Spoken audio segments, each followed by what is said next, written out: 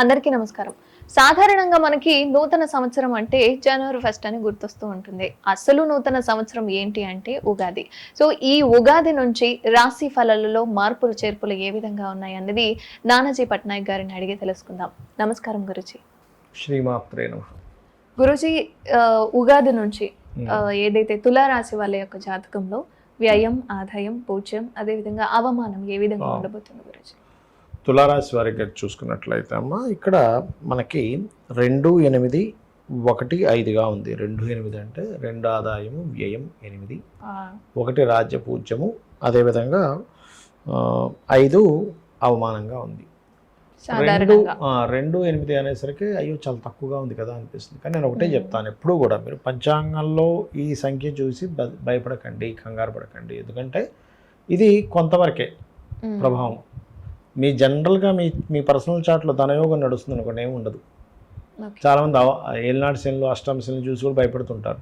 నేనేమంటానంటే అవి జస్ట్ చిన్నపాటి రిజల్ట్ ఇచ్చేవి. అంటే ఒక 100 మందిని తీసుకొని సుమారు ఇట్లా అవుతుంది అందరికీ ఒక 5 to 10% దీని ప్రభావం. ఇది ఎందుకు ప్రత్యేకంగా చెప్తానంటే నేను ఇది చూసి భయపడకండి. మీ జన్మజాతకంలో మీరు చేసుకున్న పుణ్యము, మీరు చేసే దేవతారాధన, మీరు చేసే అమ్మవారి ఆరాధన మీద ఆధారపడుతుంది ఉంటుంది. అంతేగాని ఇక్కడ 2, 8 ఉంది కదా అని భయపడ్డం కాదు. దీన్ని మార్చుకునే విధానం కూడా ఉంది. ఎలాగా అంటే ఇప్పుడు 2, 8 చూపిస్తుంది అంటే 2 ఆదాయము అంటే 2 లక్షలు వస్తే 8 లక్షలు ఖర్చు ఉంటుంది. ఇప్పుడు తులవారికి మీరు గోచారం కనుక గమనించినట్లయితే గురు దృష్టి ఉంది మే మాసం నుంచి 2వ స్థానం మీద. అంటే ఏమిటి, గురువు హెల్ప్ చేస్తున్నాడు వీళ్ళకి. అందుకని గురువు యొక్క హెల్ప్ ఉంది కాబట్టి మీరు 2 ఉందని కంగారు పడక్కర్లేదు. గుర్తుపెట్టుకోండి.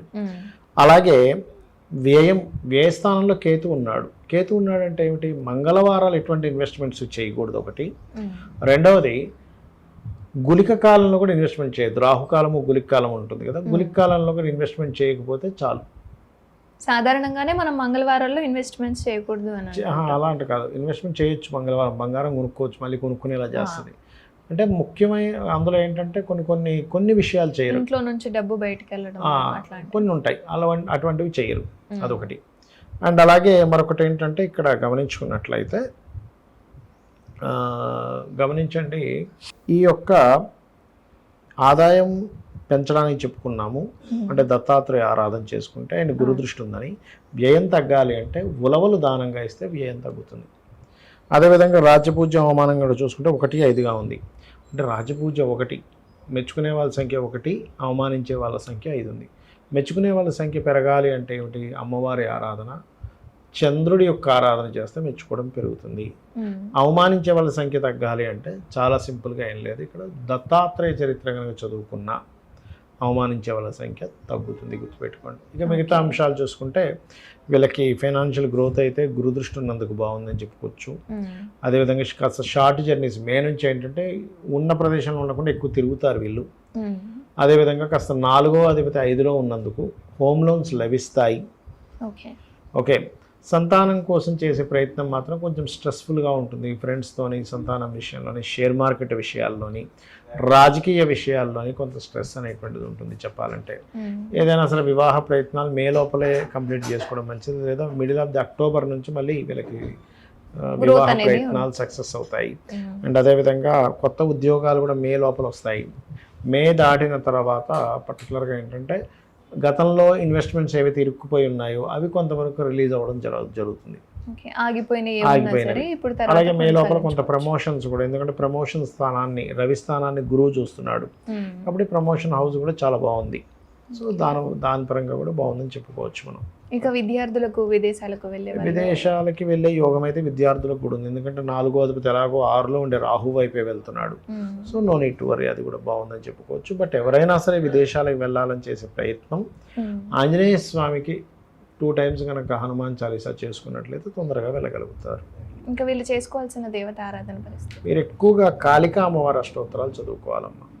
ఎక్కువ కాళికా అమ్మవారి అష్టోత్తరము లేదా కాల భైరవ అష్టోత్తరము చదువుకుంటే సరిపోతుంది. సాధారణంగా ఉన్న పరిస్థితులన్నీ చక్కగా ఉంటాయి. అవునమ్మా. గురుజీ, క్రోధినామ సంవత్సరం అని అంటూ ఉంటారు కదా, అంటే రాశి ఫలాల్లో కాకుండా ఆధ్యాత్మికంగా కావచ్చు, సాంస్కృతికంగా కావచ్చు, క్రీడలలో కావచ్చు, బయట ఏ విధంగా ఉంటుంది గురుజీ అసలు? ఒకటేనమ్మా, ఈ క్రోధినామ సంవత్సరానికి ఎవరు రాజు అంటే కుజుడు రాజు అయ్యాడు ఈసారి. ఈ సంవత్సరం రాకముందే మనం ఆల్రెడీ జనవరిలోనే ప్రిడిక్షన్ చేసాం. ఏంటి అంటే జనవరి ఫిబ్రవరి ఆ మాసం నుంచి కొన్ని పేలుళ్ళు కావచ్చు, లేకపోతే అగ్ని సంబంధించినవి కావచ్చు. ఎందుకంటే కుజుడు శని రవి కలుస్తున్నారు. రవితో శని కలిసిన, కుజుడు కలుస్తున్నా మీకు ఎందుకు ఈ మార్చి మాసం నుంచి మార్చి మాసం నుంచి పెరుగుతూ ఉంటాయి. ఎందుకంటే మీరు ఈ కుజశని కలయిక ఎలాంటిదంటే అమ్మా, హీరోసీమా నాగసాకి జపాన్ మీద వేసిన బాంబు అప్పుడు కూడా ఏంటంటే ఈ కుజ శనులు కనెక్టివిటీస్ ఉంటాయి. ఆ టైంలో కూడా మీరు ఏదైనా యుద్ధ సమయాల్లో కానీ మనకి చూడండి ఏదైనా ప్రమాదాలు రావడం అంటే బాంబు పేర్లు కావచ్చు, లేకపోతే ఈ రాజకీయంగా అనేకమైనటువంటి గొడవలు కావచ్చు, సడన్గా అసలు ఊహించనంత మార్పులు తీసుకురావడం కావచ్చు, అల్లర్లు కావచ్చు పెరుగుతుంటాయి. కాబట్టి కొంచెం జాగ్రత్తగా ఉండాలి. అంటే ఏంటంటే రాజులకి యుద్ధం చేయాలనే ఆకాంక్ష పెరగడం ఇలాంటిది ఇస్తుంది క్రోధినామ సంవత్సరం. ఎందుకు రాజు ఏమో కుజుడయ్యాడు. అయితే మరి ఇది రాకముందే ఎందుకు వస్తుంది ఇదంతా అంటే మనం జనవరిలో ఎందుకు చెప్పాము అంటే ఆ గ్రహాల యొక్క కలయికలు అలా ఉన్నాయి. జనవరి ఫలితాల్లో కూడా చెప్పాము మనం యాక్చువల్గా దాని ఇది ఉంటుంది అందుకని. అయితే ఇక్కడ దీనికి మరి అందరూ ఇప్పుడు చూడండి బయట యుద్ధ సంబంధించిన వాతావరణం ఇవన్నీ ఒక పక్క పెడతాయి. ఇందులో సామాన్య ప్రజలు ఇరుక్కోకుండా ఉండాలి అంటే కనుక శని కుజ గ్రహాల దగ్గర దీపారాధన చేయాలి. వారాహి అమ్మవారి అష్టోత్తరాలు చదువుకోవాలి. వీలైతే గోవులకి క్యారెట్లు బెల్లము తినిపించాలి. ఇలా గనక చేసినట్లయితే ఖచ్చితంగా బాగుంటుంది. అది అంటే ఇప్పుడు మనకి తర్వాత స్పోర్ట్స్ కి సంబంధించి ఉన్నాయి. సో అందులో మనకి ఎటువంటి లాభాలు వస్తాయి? స్పోర్ట్స్ రంగాలకు సంబంధించిన విషయంలో అంటే అమ్మ ఇది అది అప్పటికప్పుడు స్పోర్ట్స్ సంబంధించినటువంటిది ఎవరికి వారి జనరల్ జాతకాలు తీసుకొని చెప్పుకోవాలి. అప్పుడున్న ఏ స్పోర్ట్స్ టైంలో అసలు గ్రహస్థితి ఎట్లా ఉంది దాని పరంగా. అయితే స్పోర్ట్స్ రంగాలకు సంబంధించింది మాత్రం కొంచెం అంటే మొదటి క్రోధినామ సంవత్సరంలో కుజుడే రాజయ్యాడు కాబట్టి స్పోర్ట్స్ రంగాల్లో కుజుడు స్పోర్ట్స్ కారకుడు. ఆ రంగాలు బాగుంటాయని చెప్పుకోవాలి. స్పోర్ట్స్ రంగాలు కానీ టెక్నికల్ రిలేటెడ్ సంబంధించిన విషయాలు కానీ ఇవన్నీ కూడా చాలా బాగుంటాయి చెప్పాలంటే. మిషనరీస్ పెద్ద పెద్ద మిషనరీస్ ఫ్యాక్టరీస్ ఎస్టాబ్లిష్మెంట్ అవ్వడము వీటికి క్రోధినామ సంవత్సరం చాలా బాగుంటుంది చెప్పాలంటే. సో ఈ సంవత్సరం మాత్రం మనం ఆధ్యాత్మికంగా కావచ్చు సాంస్కృతికంగా ఏం చేసుకున్నా ఆధ్యాత్మికంగా అంటే అమ్మ ఒకటమ్మా ఆధ్యాత్మికంగా మీరు తీసుకొచ్చారు కాబట్టి చెప్తున్నాను. ఈ క్రోధినామ సంవత్సరం అని కాదు, మీనరాశిలో రాహు ఉన్నందుకు కొంత మత కల్లోలాలు కొంచెం ఈ ఆధ్యాత్మిక సంబంధించిన విషయాల్లో పోటీ పడుతూ కొన్ని విషయాలు జరగడం ఇట్లాంటివి కూడా జరుగుతాయి. అంటే ఎక్స్పాన్షన్ ఉంటుంది, వాటి మీద బురద జల్లడం ఎక్కువగా ఉంటుంది, రెండు ఉంటాయి. సో వాటిలో కొంచెం జాగ్రత్తగా ఎందుకంటే గురు రాహుల కలయిక అనేటువంటిది గురుచండాల యోగం అంటారు. దానివల్ల గురుజీ రాశి ఫలాలు కాకుండా పర్సనల్ గా అసలు ఈ క్రోధినామ సంవత్సరంలో ఏ విధంగా ఉంటుంది? పర్సనల్గా అంటే అమ్మ ఇందాక నేను మీకు ఒక్కొక్క రాశి గురించి చెప్పాను కదా, అలా కాకుండా పర్సనల్ చార్ట్ అని ఉంటుంది. అంటే మీరు జన్మించినప్పుడు ఉన్నటువంటి సమయాన్ని, తేదీని, నెలని, సంవత్సరాన్ని, సమయ ప్రదేశాన్ని తీసుకొని మీరు ఏ లగ్నంలో జన్మించారు, మీరు పుట్టిన లగ్నాన్ని బట్టి మీ యొక్క ఎదుగుదల ఎలా ఉంది అంటే ఇది పర్సనల్ కంప్లీట్గా. ఇప్పుడు మేషరాశి వారు అందరికీ జనరల్గా జరిగే కొన్ని ఉంటాయి. మీ పర్సనల్ చార్ట్ మీకు యూనిక్గా ఉంటుంది. ఎందుకంటే ఒక మనిషి ఉన్నట్టుగా వేరే వాళ్ళు ఎవరు కూడా అలా ఉండరు చూడడానికి. అలా తెలివితేటలు ఉండవు, ఎలా వేరు వేరు ఉంటాయి. వాళ్ళకున్న తెలివితేటలు వేరే వాళ్ళందరికీ, వాళ్ళకున్న స్కిల్స్ వేరే వాళ్ళందరికీ ఉండాలని రూల్ లేదు. వేరే వాళ్ళకి వేరే స్కిల్ ఎక్కువగా ఉండొచ్చు, వీరికి వేరుగా ఉండొచ్చు కదా. అలా ఏంటంటే ఈ పర్సనల్ చార్ట్లో రీడింగ్ ఈజ్ డిఫరెంట్గా ఉంటుంది. అంటే మీ స్పెసిఫిక్గా మేషరాశి వాళ్ళందరూ, మీది మేషరాశి వేరే వాళ్ళది మేషరాశి, కానీ అందరికీ ఒకే రకమైనటువంటి ఆదాయం ఉండదు కదా. అంటే మీ పర్సనల్ చార్ట్లో ఆదాయాన్ని ఇచ్చే కారకుడు అంటే మీకు ధనాన్ని ఇచ్చే కారకుడు ఎలా ఉన్నాడు, మీ పర్సనల్ చార్ట్లో సిబ్లింగ్స్తో ఎలా ఉంది, మీ పర్సనల్ చార్ట్లో ఏ డైరెక్షన్స్లో నివసిస్తే బాగుంటుంది గృహము, మీ పర్సనల్ చార్ట్ రీత్యా ఎందులో డబ్బులు వస్తాయి, ఎప్పుడు డబ్బులు వస్తాయి, అదేవిధంగా వివాహ సమయం ఎప్పుడు ఉంది, ఎటువంటి వారు మీకు జీవిత భాగస్వామిగా వస్తారు, సంతానం అభివృద్ధిగా ఉండాలంటే ఏం చేయాలి, మీరు జాబ్ చేస్తే బాగుంటుందా, లేకపోతే బిజినెస్ చేస్తే వ్యాపారం చేస్తే బాగుంటుందా, లేకపోతే ఇక్కడ ఉద్యోగం చేస్తే బాగుంటుందా, విదేశాలకు వెళ్తే బాగుంటుందా, అలాగే ఇన్వెస్ట్మెంట్స్ ఎప్పుడు చేయాలి, లేకపోతే అప్ అండ్ డౌన్స్ వస్తాయి చాలా మందికి, సడన్ రైజ్ వస్తుంది, సడన్ డౌన్ వస్తుంది. అలాంటి ముందుగా తెలిసే అనుకోండి. ఇప్పుడు ఎగ్జాంపుల్ ఒక 6 నెలలు బాగా డౌన్ ఉందని అర్థమైంది, ఒక 2 నెలల ముందే తెలుస్తుంది, మనం ఏం చేస్తాం, మనీ సేవ్ చేసుకుంటాం, మార్పులు ఏమైనా ఉంటే కొంచెం ఈ డబ్బులు అక్కడ వాడుకుంటాం కదా. అది తెలియలేదని అనుకోండి అమ్మా, ఒక 3 నెలలు రాబోయే 3 నెలలు బాగా డౌన్ ఉందని తెలియలేదు అనుకోండి, ఈ డబ్బులను ఖర్చు పెట్టుకుని అయ్యో తెలుసుంటే నేను డబ్బులు దాచిపెట్టుకునేవాళ్ళం కదా, సేవ్ చేసుకునే వాళ్ళం కదా అనిపిస్తుంది. అందుకని ఈ అప్ అండ్ డౌన్స్ చూస్తాం అనమాట. ఈ రకంగా ఏంటంటే మీ పర్సనల్ చార్ట్లో పర్టికులర్గా ఏ దశ నడుస్తుంది, ఆ దశ మీకు యోగిస్తుందా లేదా, యోగించాలంటే ఏం చేసుకోవాలి, ఏ రత్నం పెట్టుకోవాలి, ఎవరిని ఎక్కువగా ఆరాధిస్తే మీరు రుణరోగ శత్రువు నుంచి బయటపడతారు, అన్నీ కూడా మీ పర్సనల్ చార్ట్లో ఉంటుంది. ఇదంతా ఏంటంటే ఆదాయము, వ్యయము, రాజ్యపూజ, అవమానం ఇవైతే చెప్పుకున్నాము, ఇది జనరల్ గా జరిగేవి.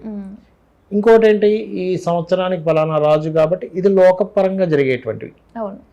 మీ పర్సనల్ చార్ట్ అంటే మొత్తం 3 రకాలుగా ఉంటుంది. రాశి ఫలాలు బయట జనరల్ గా జరిగేది మీ పర్సనల్ చార్ట్. అది అయితే మీకు ఇప్పుడు సందేహం వచ్చేవండి, మరి నా పర్సనల్ అయితే ఇవన్నీ ఎందుకు చెప్పుకుంటున్నామని. ఇప్పుడు మీరు ఉన్నారు, ఇక్కడ నుంచి మీ ఇంటికి వెళ్ళాలనుకోండి, పీక్ టైం ట్రాఫిక్ టైంలో అయితే గంట పట్టొచ్చు, నార్మల్గా అయితే 20 minutes పట్టొచ్చు. బయట పరిస్థితులు బట్టే కదా మీ జర్నీ ఉంది. అట్లా ఏంటంటే మీ జర్నీ ఎంతసేపట్లో వెళ్తారనేటువంటిది మీరు ఎంత ప్రయత్నం చేసినా బయట ఉండే వాతావరణము, బయట ఉండే ట్రాఫిక్ అనుకూలించాలి.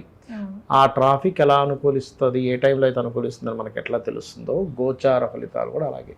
సో బయట జరిగే సిచ్యువేషన్స్ కూడా మనం కంట్రోల్ చేసుకోవచ్చు గురుజీ, మన రెమెడీస్ ద్వారా కంట్రోల్ చేసుకోవచ్చు. ఏ సమయంలో చేస్తే మంచిదని. ఇప్పుడు మీరు ఉన్నారమ్మా, ఇప్పుడు ట్రాఫిక్ తక్కువగా ఉంది, కానీ అదే 9-10 o'clock అప్పుడు అంటే ఎక్కువగా ఉంటుంది, పీక్ టైం కాబట్టి. మధ్యాహ్నం టైం తక్కువగా ఉంటుంది కదా. దాన్ని బట్టి మీరు ఇప్పుడు ఎంతసేపట్లో వస్తారు మీరు ఇంట్లో వాళ్ళు అడిగారు అనుకున్నా, హాఫ్ అన్ అవర్లో వస్తా అంటారు. అదే మీరు ఈవినింగ్ 5 o'clock 6 o'clock అయితే ఎక్కడ half an hour traffic jam ఉంటుంది, 1 hour పడుతుంది అంటారు.